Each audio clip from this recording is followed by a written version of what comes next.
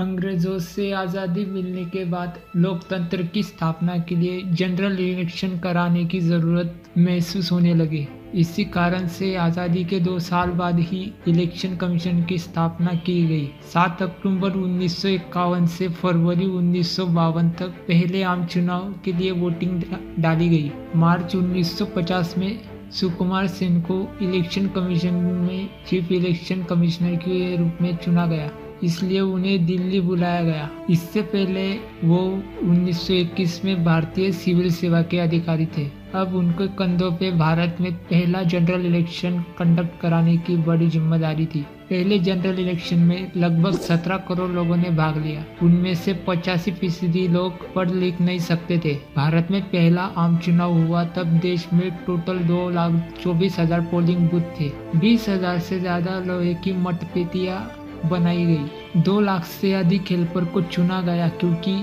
उस समय किसी को पता नहीं था कि मतदान होता क्या है और कैसे किया जाता है। इसकी जानकारी घर घर तक पहुंचाने के लिए इन लोगों को पूरे भारत में भेजा गया। पहाड़ी इलाकों में बैलेट बॉक्स पहुंचाने के लिए पुल बनाए गए। उस चुनाव में स्याही का इस्तेमाल किया गया, जो उंगली पर लगने के बाद 1 हफ्ते तक मिटती नहीं थी। आखिर में 25 अक्टूबर 1951 को हिमाचल प्रदेश की चीनी तहसील में पहला वोट डाला गया। भारत के पहले लोकसभा चुनाव में कांग्रेस को 364 सीटों से जीत मिली। ये नंबर जितने लोगों ने वोटिंग में हिस्सा लिया उसके 85% वोटों के बराबर है। कई साल अंग्रेजों की गुलामी में रहने के कारण भारत के लोग गरीब और अविकसित थे।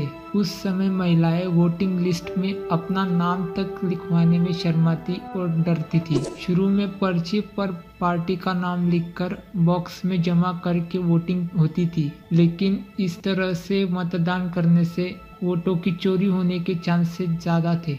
कुछ सालों के बाद भारत के इलेक्शन प्रोसेस में ईवीएम का इस्तेमाल होने लगता है। ईवीएम एक इलेक्ट्रॉनिक वोटिंग मशीन है। ईवीएम को 3 यूनिट्स में बांटा गया है।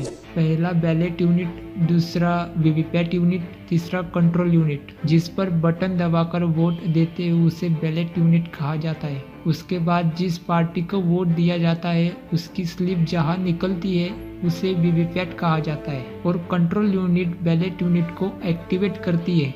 उसी के साथ कितने लोगों ने वोटिंग की उसकी गिनती भी कंट्रोल यूनिट करती है। वीवीपैट में एक स्लिप निकल के आती है जिसमें आपने जिस पार्टी को वोट दिया है उस पार्टी का नाम और चिन्ह होता है। वोटिंग खत्म होने के बाद ईवीएम का कनेक्शन निकालकर उसे सील किया जाता है। जब वोटों की गिनती होती है तो ईवीएम के कंट्रोल यूनिट की जरूरत पड़ती है। किस पार्टी को लोगों ने कितने वोट दिए, ये डेटा कंट्रोल यूनिट में नंबर्स के रूप में स्टोर होता है। जब वोटों की गिनती होती है तब इस डेटा को देखकर जीती हुई पार्टी का फाइनल रिजल्ट अनाउंस किया जाता है। मान लो किसी कारण से कंट्रोल यूनिट खराब हो जाता है या सही डेटा नहीं दिखाता तो वीवीपैट का इस्तेमाल किया जाता है। जब वोटर ईवीएम का बटन दबाता है तब वीवीपैट में एक स्लिप निकलती है। वो स्लिप वीवीपैट में कटकर नीचे बॉक्स में ही जमा होती रहती है। जब कंट्रोल यूनिट का डेटा करप्ट हो जाता है तब वीवीपैट की स्लिप एक एक करके गिनती की जाती है।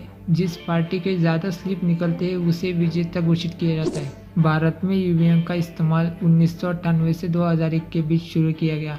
इससे पहले पर्चियां एक बॉक्स के अंदर डालकर वोटिंग की जाती थी। इलेक्शन कमीशन कौन सी तारीख को वोटिंग होनी है उसका नोटिफिकेशन जारी करता है।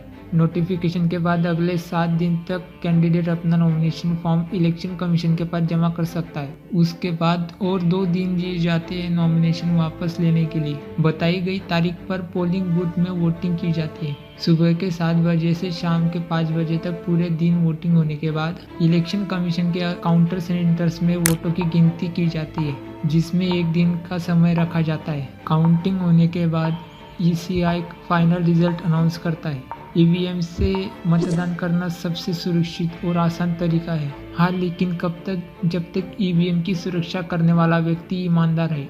अगर लोग ईडी के डर से झुकते हैं या पैसे से बिकते हैं तो ईवीएम भी कुछ नहीं कर सकता।